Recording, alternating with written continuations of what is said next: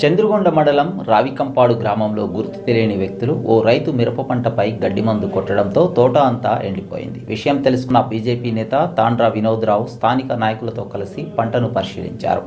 రైతును పరామర్శించి ధైర్యం చెప్పారు. పంట నష్టం అందించాలని వ్యవసాయ శాఖ అధికారుల దృష్టికి తీసుకెళ్తామన్నారు.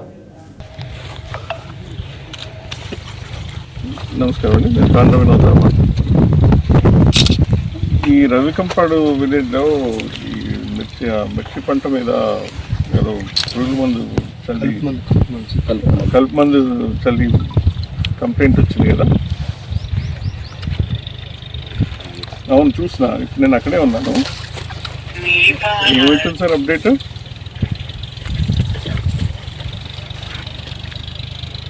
సార్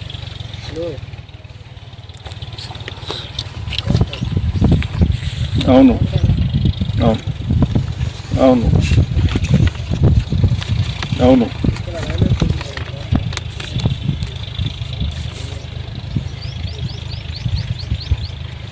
యా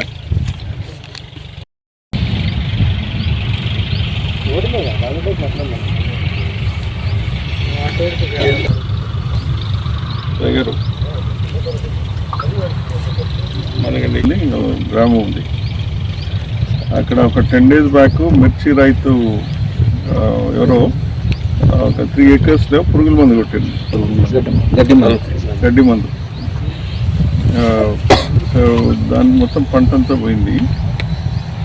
నేను ఇప్పుడే మన నేను వచ్చిన ఇక్కడికి ఫీల్డ్కి. సిఐ గారితో మాట్లాడినాము, ఇంద్రసేనారెడ్డి. పంట మీద కొట్టిండు. మొత్తం పంట అంతా ఆల్మోస్ట్ అయిపోతుంది. అయితే నేను ఇప్పుడే ఇంద్రసేనారెడ్డి గారితో మాట్లాడినా. సార్ మీరు తెలుసు, సస్పెక్ట్ ఉంది, పేరు ఇచ్చిండ్రు. సో ఇన్వెస్టిగేషన్ ప్రాపర్గా చేస్తున్నాను, బట్ 10 days అయిపోయింది.